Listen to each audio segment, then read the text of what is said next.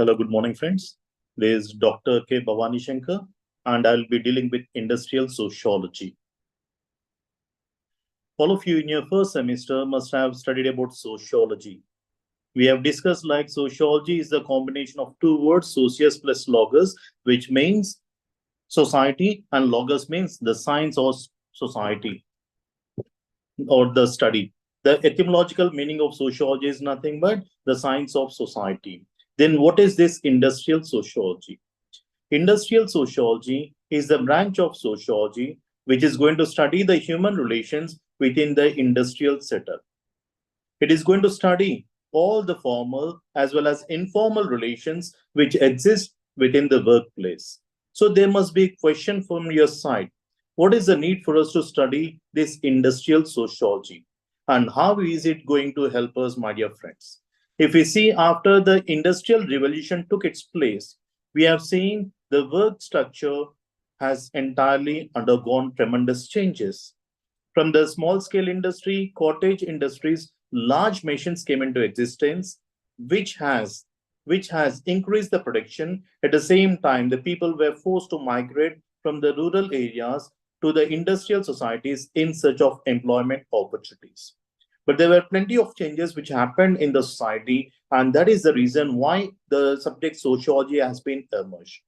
So whatever the process going on within the industry also may have impact on the society. For that reason, we are going to study industrial sociology. Industrial sociology will help us to understand the sociology of industrialized societies. It will try to help us in understanding the relations, the interactions which exist within the industry. It also tries to establish the causation of the issues. If there are any issues within the industry, it will also try to help us what the causes for the issues and how it is going to influence the production process within the society and how it is going to have the impact not only on the industry but even on the people in the society at large. All this can be useful for us. So industrial sociology is going to help in that dimension. At the same time, it is also going to help us for a better administrative process because when we are going to do the study, we will try to know the best practices which are employed in various industries, and that best practices can also be adopted by various other institutions. For that, we need to have the information or knowledge. So studying industrial sociology will help us to understand the best practices as well as the management theories, which helps us in better administration, my dear friends. The third one is it also helps us in personal development. Remember, if the personality of the individuals or the skills of the employees are not nurtured properly, then they may not work efficiently. If the work is not done efficiently, that means it may not increase the production as desired. So it is the duty of the industry or it is the responsibility of the individual also to develop the skills. So here it also helps us in developing the strategies for the development of the employees. At the same time, the industry may also design certain policies for training the people based on scientific lines and knowledges provided by the industrial sociology. It also tries to study what kind of relations exist among the individual because human behavior is going to play a vital role in the productivity as well as in the management within the industry. So by studying sociology, we will try to help in practicing the better human relations, that too based on scientifically established theories. The next one is we also try to know about the quality of work life. It will try to improve the quality of work life, my dear friends, because because we have entered into the globalization era where we are going to have multinational companies, and these companies are going to work for 24 by 7 across the day, across the year. So it is going to build up the pressure and stress on the individuals or the employees. And this stress or pressure may not be confined only to the industries, it may be carried forward to the families, which may lead to destruction of family system. So there must be a proper balance between the work, life as well as the family life, my dear friends. So understanding sociology, industrial sociology, we'll try to make strategies which may help the individuals to maintain the family as well as the work life of the employees, my dear friends. We're also going to generate welfare programs for the people within the industry. Along with this, we also have labor welfare programs or measures.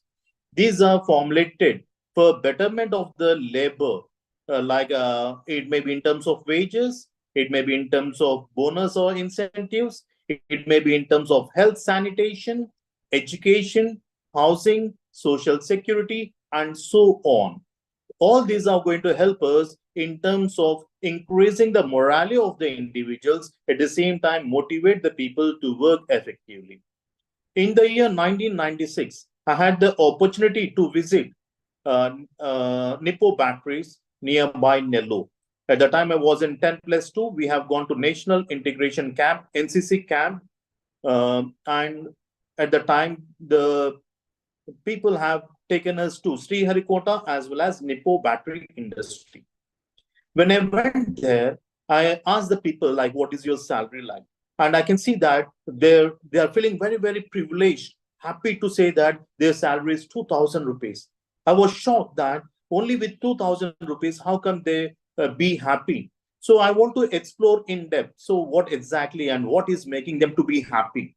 So when I posed the question, they took me to the cafeteria and they showed me the menu, like 10 paisa tea, 15 paisa coffee, 25 paisa breakfast, 1 rupee meals, full meals that too, and every alternate day or twice in a week, they also have non-veg that too, full meals that too only for 1 rupee 50 paisa. That means they are saving a lot, remember that. Next one, during the lunch period, if they want to relax for some time, there is a provision where it is semi-conditioned, air conditioned, where people can go and relax so that they can release the fatigue. If fatigue is released, my dear friends, they can go back and work effectively. Nippo batteries, the industry was taking care of the children's employees' children's education. They also started providing housing for the people and so on. So all these were free of cost, which has motivated the people to work effectively, my dear friends. So sociology will help us to understand what kind of measures are being taken for the welfare of the labor, which can also be implemented. And if you see in terms of software industry, we also have this pick and drop facility. What is the need for the company to provide to hire a bus, to hire a person to bring and drop? Remember, if a person is going to come on his own, at the time he has to drive the vehicle, which may increase the stress or fatigue. He may be tired. So after coming to the office, he may not start the work immediately. He may waste certain time, and the cost may be higher. So this management thought that, so if I'm going to spend half an hour, means if, for example, if a person is paying around 1 lakh rupee, remember, he'll every half an hour, that means it may be around 1,000 rupees also. 100 employees into 1,000 rupees, it goes to 1 lakh. Every day 1 lakh, remember, it's a huge amount for the management. Instead of wasting 1 lakh rupee, if they are going to hire a bus and if they are going to pick and drop, it may be around 20 or 30,000 rupees. So obviously what happens, they are saving 70,000 rupees. At the same time, the productivity, it may also increase, my dear friends. So we are going to introduce labor welfare measures or programs. And the last one, it's going to provide the solutions for various problems which arise within the industry. Sometimes there may be disturbance within the industry and the employees may go on strike. It may be related to wages, it may be related to incentives, it may be related to whatnot, my dear friends. Sometimes it may be because of disharmony between the management and the employees, or there may be some problem rupture between the supervisors and the employees, or sometimes it may be between the employees too. So there must be certain mechanism to address all these issues in time, or else the company may incur losses. At the same time, the workers may also suffer along with the customers in the society. So for these reasons, we need to study industrial sociology. All this comes within the industry. But remember, if there is anything happening within the industry, it also has certain impact on the society. So the first one is family. If there's any problem within the industry, it will be carried forward to the family, and there are chances that if there is no proper work and life balance, then the families may be disintegrated. So the family members may face the trouble. So our duty is to make them take care of both the things, manage both the things. The next one is we are going to have industrial policies and strategies like which may have the impact on the society. It may lead to economical stability too, because any nation, it depends on the people, and it also make the policies for the betterment of the people. So if the industries are not working effectively, then it may lead to economical instability. Recently, we must have seen that there was a conflict happening in Bangladesh because most of the industries people, they have simply left Bangladesh, especially in the garment industry, and people have become unemployed. And this also have an adverse effect on the national GDP too. The next one is we are going to have an effective planning for effective utilization of resources. So whatever the resources are available, if they're not properly used, and if you're not going to be bringing the raw material to the finished product and make it available for the people, then there will be a problem. The nation cannot prosper. So we need to create the base and knowledge for a better planning, which helps in effective utilization of resources. When we talk about resources, my dear friends, we have two types of resources. One is human resource, my dear friends. If the human resource does not have proper skills, then they will not be able to work effectively or efficiently within the industry. At the same time, our duty is also to identify the resources, raw material, and turn that raw material into a finished product, and also identify the markets and sell the product so that we can make the plan. Sometimes there must be a question from your side, sir, you may have human resource, but sometimes you may not have raw material. Then what will be the scenario like? For example, if you take the example of Japan, if you go to Japan, you will not find any raw material there. There are no natural resources, remember that. So they are more into intellectual knowledge, like they are more into innovations and so on. And they are going to use that innovative knowledge and make a lot of money. And it is one of the developed countries, remember that. Whereas if you go to Africa, there are plenty of natural resources. The best diamonds, the best gold is found in Africa, but the people are not in a position to utilize that resources and become rich. There are plenty of colonies which have been set up by United States of Americans or as Chinese. Those people gone there, they have taken the land on lease, and they're using the African or the native people to work in their mines, and they're digging the gold and diamonds, and they're taking that to their respective nations, and they're making huge profits. Remember that. So in order to develop a nation, the leaders need to have a proper plan. So for designing the policies, for utilizing the human resource, and so on. So industrial sociology is going to provide the platform for designing these plans. The next one is we need to have national development and international linkages too. Remember that no nation, we are in the era of globalization, no nation can be developed or satisfy all the requirements in an isolated way. Our duty is to link from one nation to the other with the other nation. It may be for economical linkages, it may be for labor exchange, it may be for exchanging of knowledge, and so on, my dear friends. So industrial sociology will also help this for linkaging the societies or the industries at the international level. Now let us discuss the scope of industrial sociology. Now, whenever we talk about the scope of industrial sociology, it moves across 4 M's. There are 4 M's, my dear friends, and it moves across these 4 M's. The first one is, if we want to set up an industry, we require money. M for money. The first one is money. How you are going to mobilize money? That is very, very important. If you see the Reliance company, when they want to start, when they started the industry and when they want to expand it, at the time they did not get the sufficient financial resources. At the time, Dhirubhai Ambani, has gone for shares and he has given the shares, or he has gone for public involvement in terms of partnership with the industry. So some people may go for public-private partnership. Some people may go for loans. Some people may go in can mobilize the money in a different way in the form of foreign direct investments and so on, my dear friends. The second one is machines. Machines are also going to play a vital role in terms of increasing the productivity. So what kind of machinery is there? What is the capacity of machines? How it is going to increase the production? At the same time, what kind of impact it has on the nature and society will also be studied by this industrial sociology.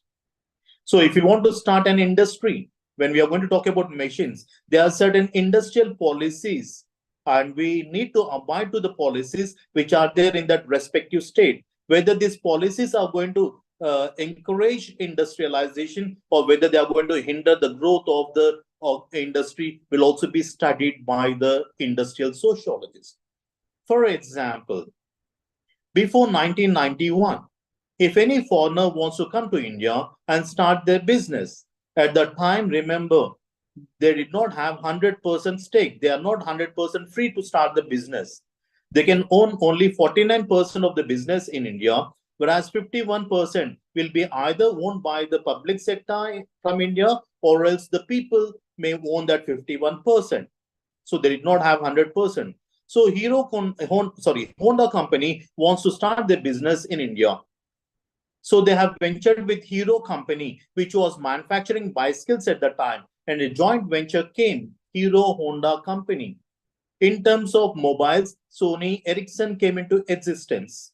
In terms of banks, Kotak Mahindra Bank came into existence and so on. So we're also going to study all these policies which are related with the industry. Second M is nothing but the machines. The third one is material. So we require raw material. So from where you're going to procure the raw material, what is the cost of raw material, and how to turn the raw material into a finished product, all this will also be studied by industrial sociology. And the last one is men, nothing but human resource. So we require skilled labor so that they can work efficiently and we can see the prosperity of the industry as well as the nation, my dear friends. Along with these 4 M's, we also try to study the policies. Already we discussed that. Along with that, we also try to study about the relations which exist within the industry. So the relations can be both formal as well as informal relations. Both formal as well as informal relations.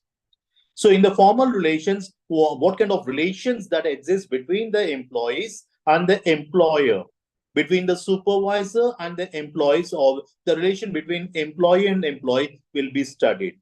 But at the same time, when people are going to work with within the industry for a longer period, they may also develop informal relations among the individuals. And how this informal interpersonal relations going to affect or influence or motivate the people to work will be studied. At the same time, how the industry is going to provide the training for the people, how it is going to give the scope for the career development, and how it is going to contribute for the development of the industry will also be studied by the industrial sociology. Along with these two, we try to study about the labor welfare measures, labor laws, and how these are implemented. Simply having the labor welfare programs and labor laws does not make any sense. In the year 2004, I had an opportunity to work on a project which was on child labor, working in slate mine industry at Markapuram, which is there in Prakasam district of Andhra Pradesh state. When we went there were plenty of boards saying that all the people need to have helmet, gloves, they need to have a mask, they need to have the shoes, and so on. All were clearly mentioned on the notice board. And this also instructed that it is the responsibility of the management to provide all the mentioned to the workers. But when we have gone and seen in reality, in most of the pits, most of the people did not have neither the gloves or shoes. In some areas, we found people are having the helmet, whereas in most of the areas, we found no shoes, no gloves, nothing like, my dear friends. Having the rules and regulation doesn't make any sense until and unless these are effectively implemented, my dear friends. At last, it also tries to study about the social environment which is there within the industry and outside the industry. So all this will be studied by industrial sociology, and it comes under the scope of industrial sociology. Now let us discuss the relation between industrial sociology and the other social sciences. The first one is relation between industrial sociology and political science. Political science is going to study about political institutions, nothing but the state and the government. The state and the government is going to exercise the power, the political processes, political systems, and types of government, and the international relations.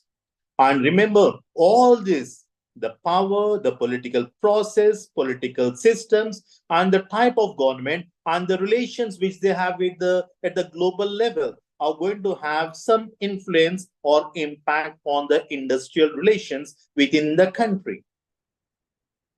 Actually, India and Pakistan used to have good trade ties. But once we have this Balakot and so on, both the nations have stopped the border.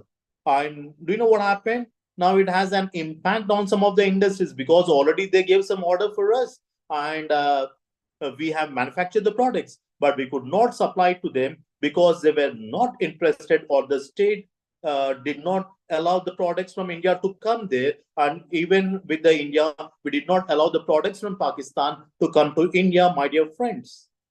Right now, you can see there is a war going on between Russia and Ukraine, and also between Israel as well as Iran. And just because of the conflicts, my dear friends, we can see the entire world is suffering in terms of crude oil and so on.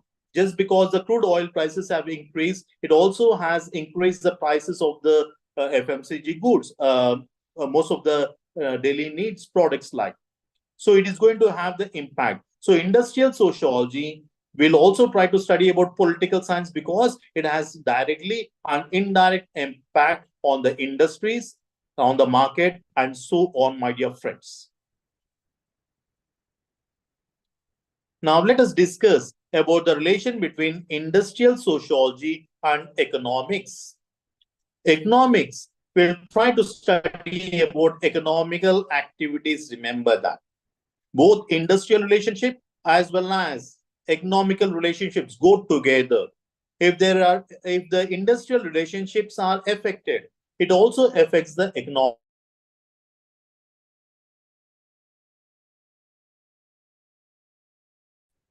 Therefore, human behavior in relation to his there is a relationship between the unlimited ends and the scarce means which has alternative uses. For example, each and every human being wants to improve their living conditions. They want to satisfy all the requirements, but sometimes the products may not be available in the society. So if the products are not available, that means if the industries are not going to manufacture the products, that means there may be shortage of products in the market. If there is shortage, then obviously it has an effect. In economics, we have demand and supply theory. If the supply is more, if the supply of any product is more, at the time the demand for the product comes down. And at the time, even the price of the commodity will also come down. But if the products are limited or scarce, at the time the demand for the product may increase. At the time, even the prices of the commodity will also increase. Remember that. So we are going to have an effect on the economical activity and the life of the individuals. So economics, it not only talks about wealth production and distribution, it also studies about the activities like production, consumption, distribution as well as exchange of goods and services. It is also concerned with the structure and functions of economical organizations, nothing but industries, nothing but production, markets where to sell the products, banks, and so on. So both industries and economics are interconnected with each other, remember. The third one is industrial sociology as well as psychology. These two are interrelated and interdependent with each other. The personality development, the stress management, the work-life balance, interpersonal communications, HR policies, all these have base with the psychology of the individuals. So the psychology and industrial psychology is a branch of psychology.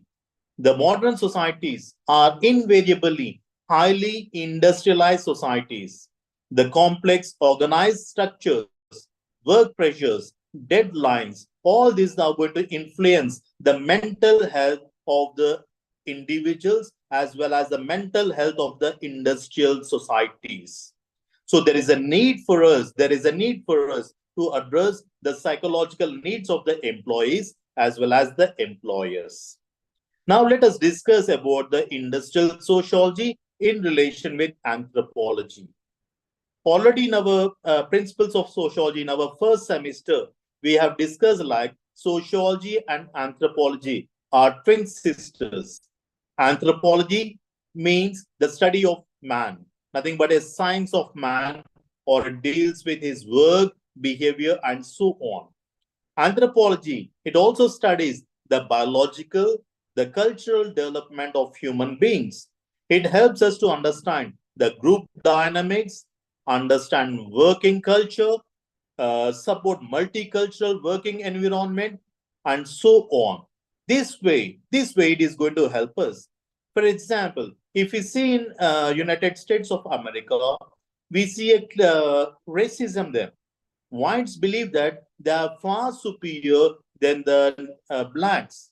And we can see the policies for the betterment of the whites than the blacks. Even though it says that we have a lot of equality which is being implemented, we can see even in America, we find certain differences. So industrial sociology and anthropology talks about that.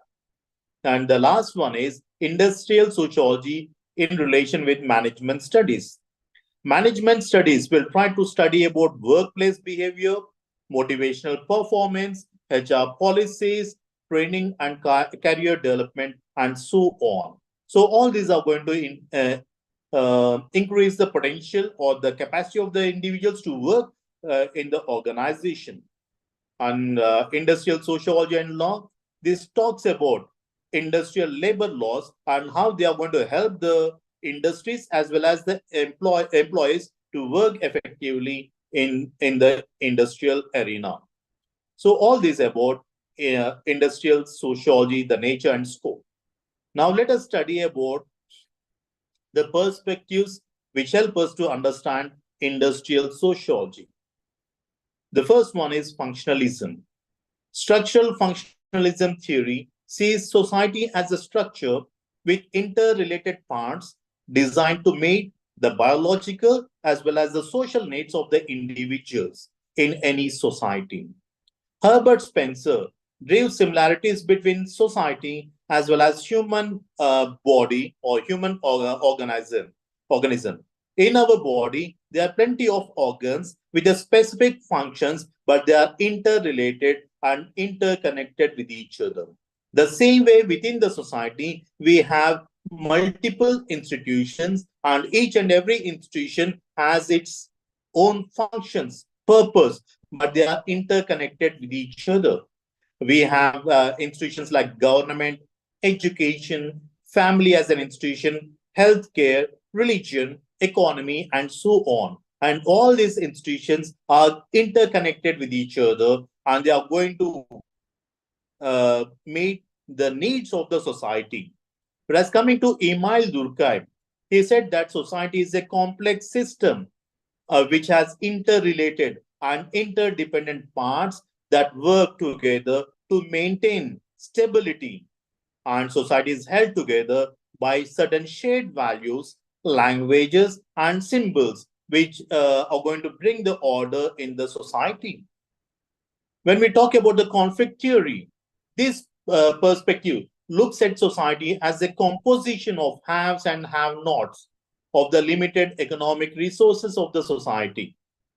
And just because of inequalities in the society, we need to maintain, it helps to maintain unequal social relations, which may lead to conflicts among the individuals or between different classes.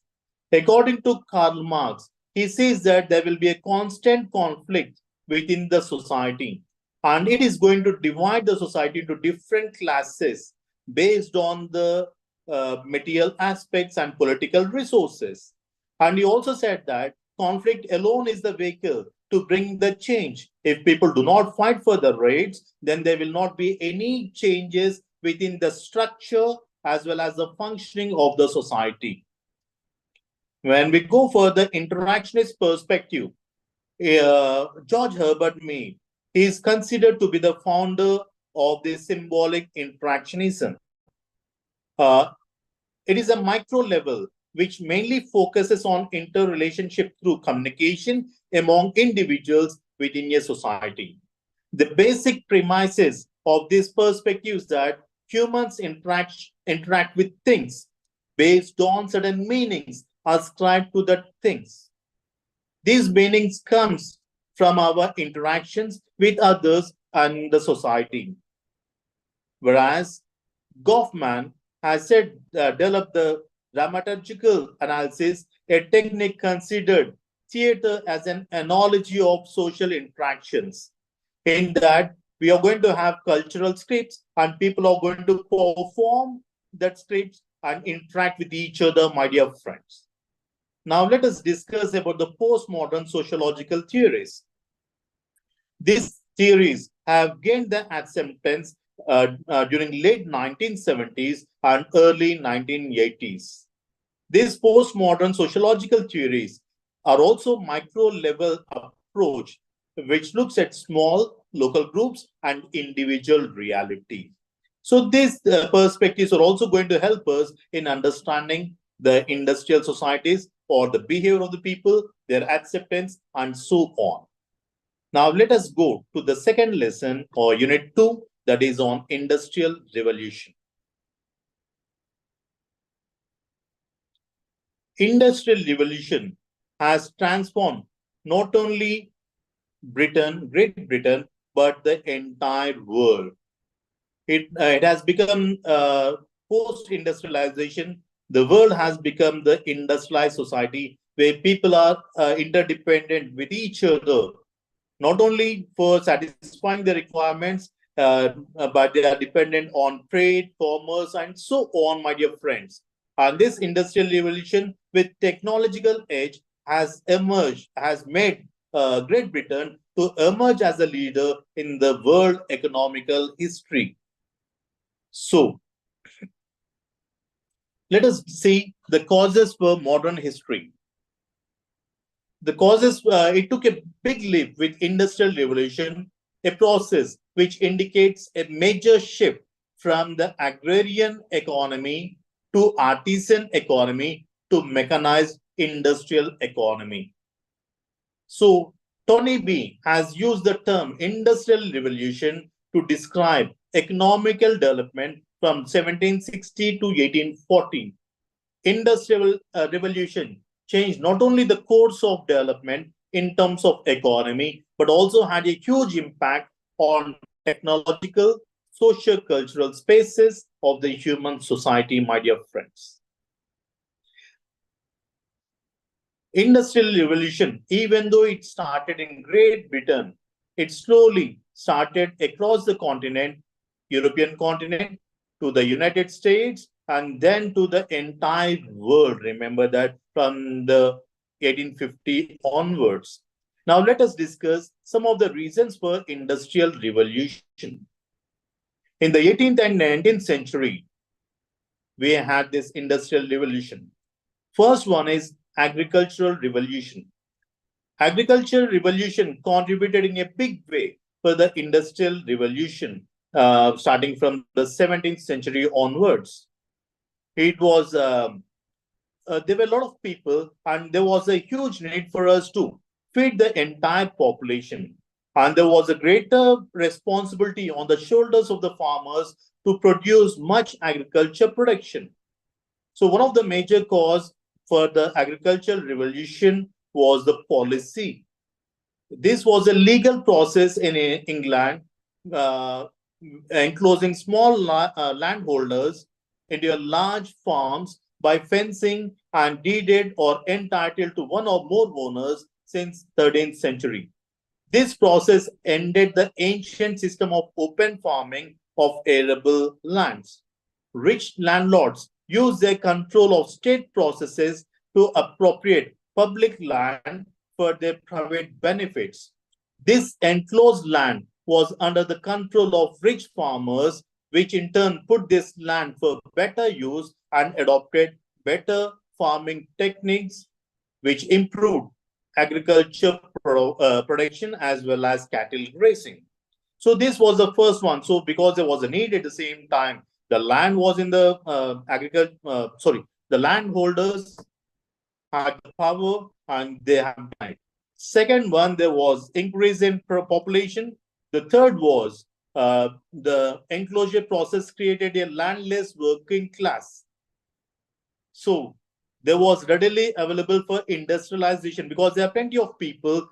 The population was increased. Agriculture could not provide employment for all the people, and this industrialization was readily available. So these are the three reasons under agriculture revolution. The second one is rise of capitalism. The shift from mercantilism, a kind of economical system, to laissez-faire has paved the way for the breeding ground of industrialization. The trade generates wealth and is stimulated by the accumulation of profitable balances, which a government should encourage by means of protectionism. And abstention of government from interfering in the works of free market is called laissez-faire capitalism. To put it briefly, the economic system is heavily under the control of government, or king is mercantilism, where the capitalists have freedom. So they have encouraged the capitalism because in the capitalist era, the state will not have any say. The industrialists will have freedom to manufacture, produce the products, use the human resource and sell the products anywhere. So the wealthy entrepreneurs in Britain use their wealth to build the factories and excavate the mines and so on. The third one is rise of technological revolution. This was the beginning of mechanization. The innovations in production, transportation, and machinery has helped the Great Britain to enter into the revolutionary phase of industrial production. It may be steam engine, it may be cast iron, and so on. The next one is the cotton industry of Britain took the major steps towards industrial revolution, a history in the modern factory system. The tools and devices have increased the speedy production, which has increased the growth of the industries. The next one is steam engine. The next one is iron industry, transport revolution. All these are the causes for the development of industrialization across the world, my dear friends. At the same time, even religion also encouraged for this industrialization or revolution. It requires certain new set of values like discipline and idea of working hard, and so on. These values have been reinforced by the new churches, particularly the Methodists. It has laid the emphasis on the disciplined path. And they also said it is the duty and it is the responsibility of the people to work effectively and work. It is the will of the God. That is what made the people to work effectively, my dear friends. Now let us discuss the features of industrial revolution.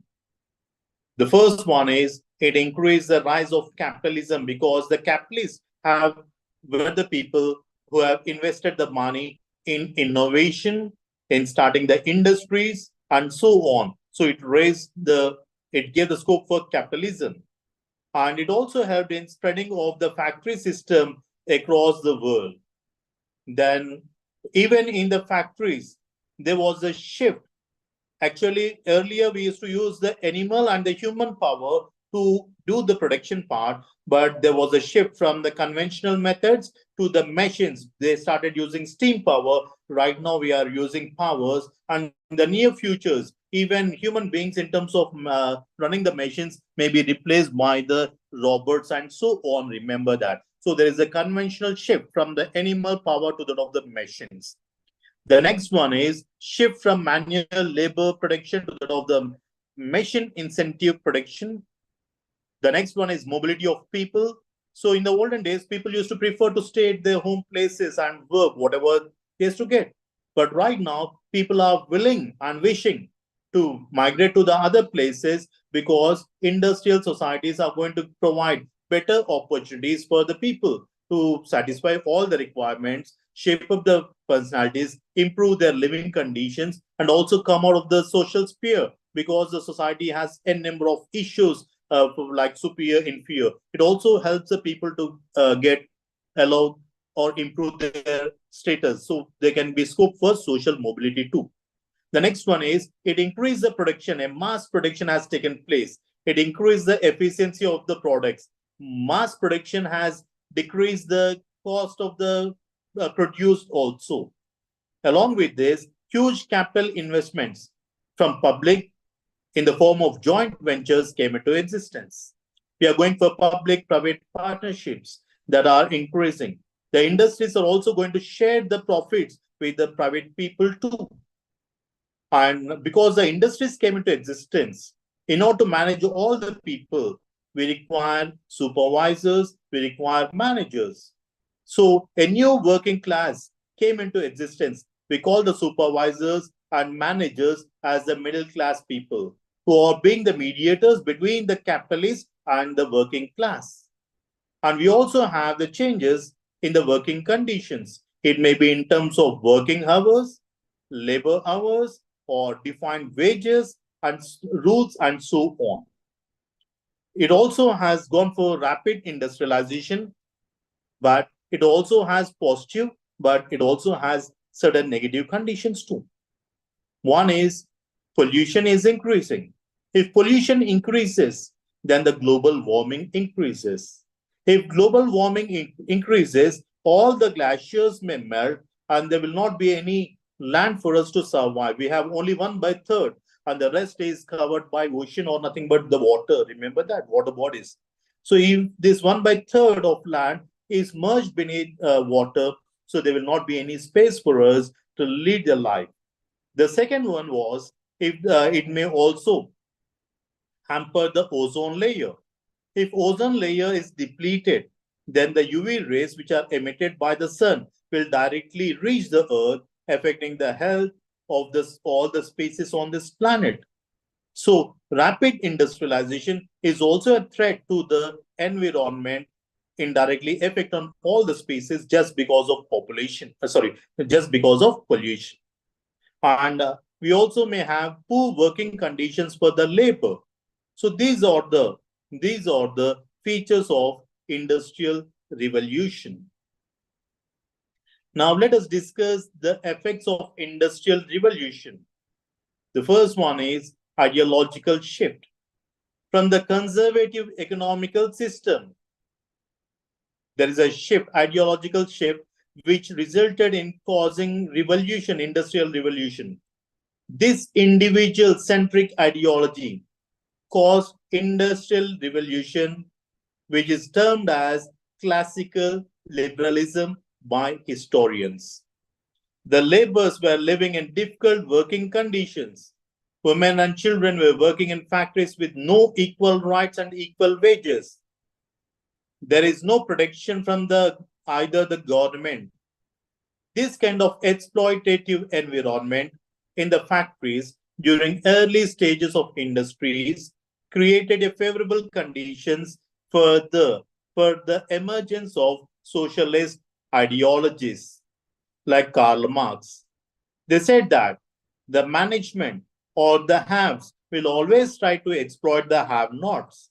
And he said that when the have-nots understand their problems, when they are united, when they fight for the rights, there are changes that there can be a socialism or they can satisfy their requirements. So that is what there's a shift in the ideology, my dear friends. The next one is urbanization. The technological changes have affected the demography of the nations. The demographics have changed the people to migrate from the villages to the nearby towns and cities where the work is available in the factories. So this has led to massive urbanization across the world. The shift of small farmers and their families to the urban centers um, has pushed for a movement um, and the government has to uh, frame the policies to look after the people. So industrialization, the families have undergone changes, the culture has undergone changes. It has given the scope, but not to all the people. There are a certain section of people, or nothing but the working class people, um, they may not have sufficient incomes to stay in good localities. Hence, it may give rise to a large number of slums. It may increase uh, the culture like drinking. We may have the problems like sanitation. We may have poor sanitation facilities and so on. All this can be the problems in the urban centers. At the same time, because of overpopulation, there'll be greater pressure on the towns and cities, and the state has to address all these issues, my dear friends.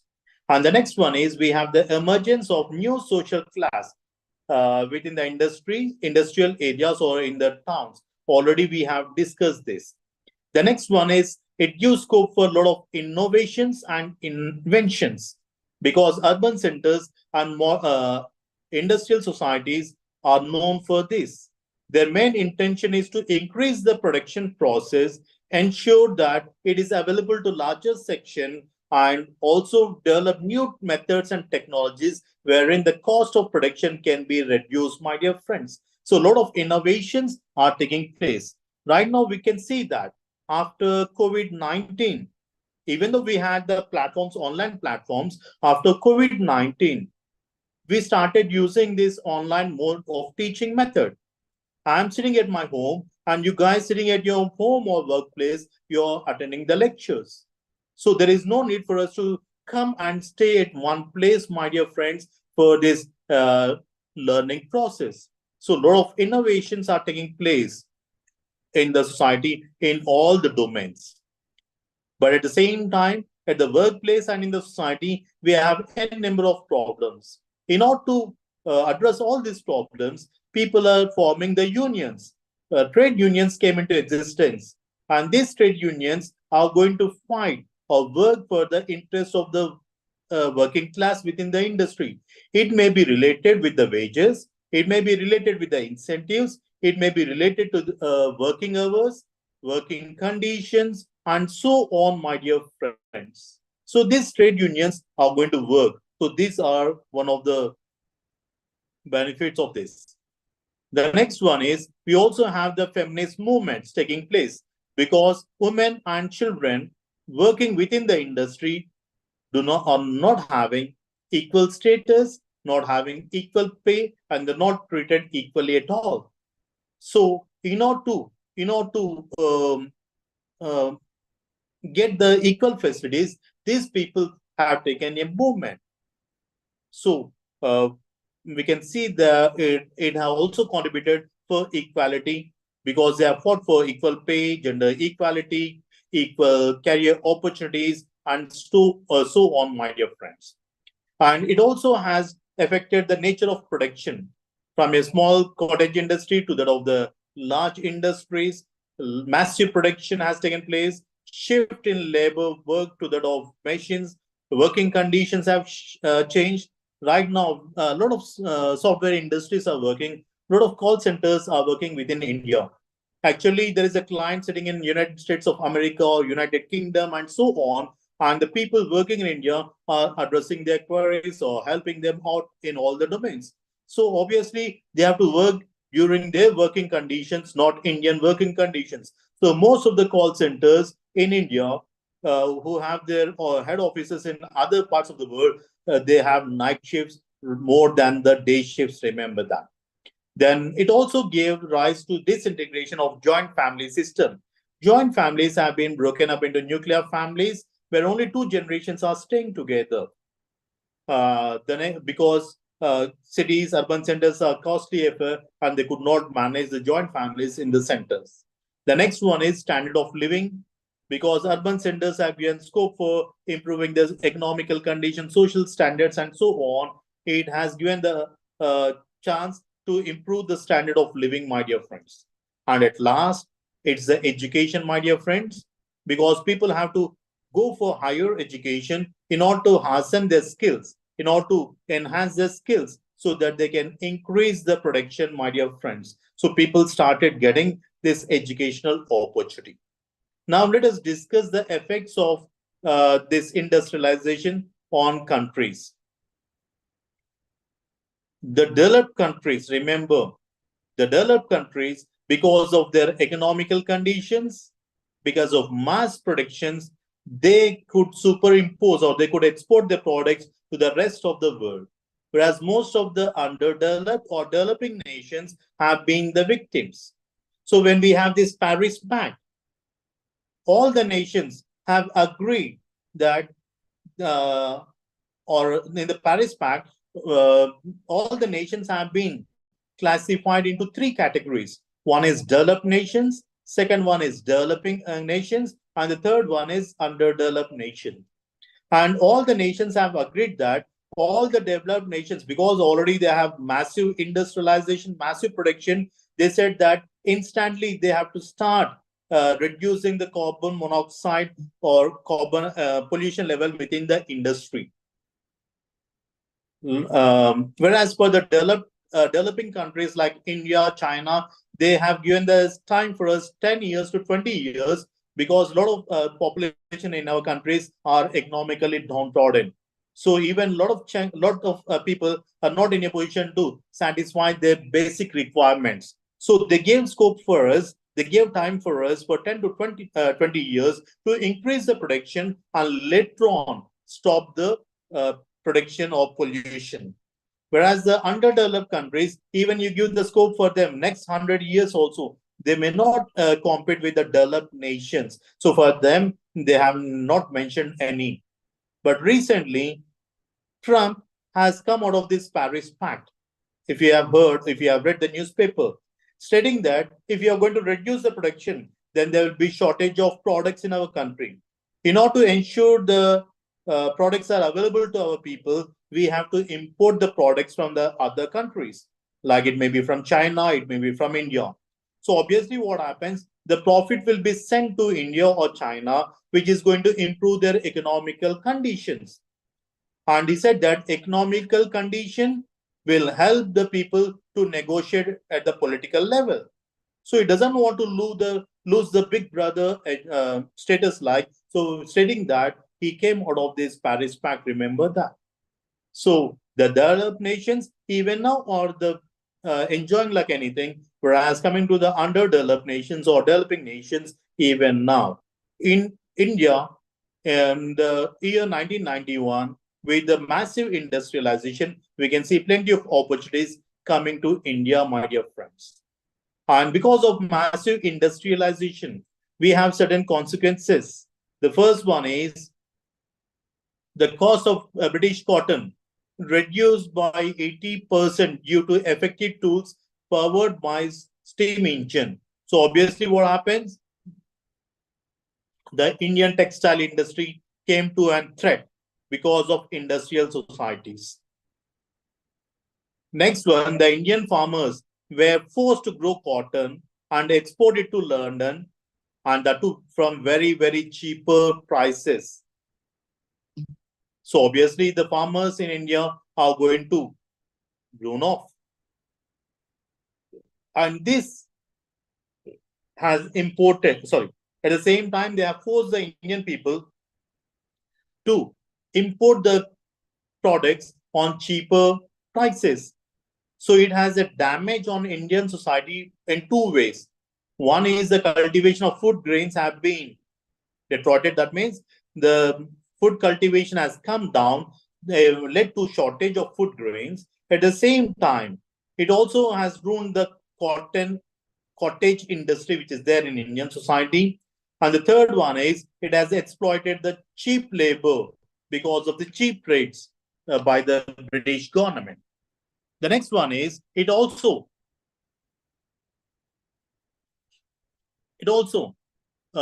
forced the unskilled laborers like women, children to work on cheaper rights. And at the time they forced the people to work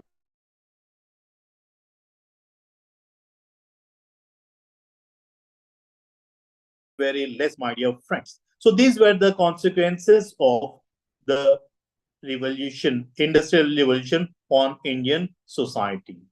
Now we'll stop here, beta. If you have any doubts, you are free to ask.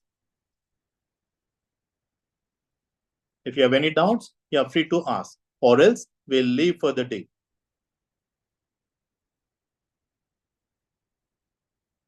Okay, thank you.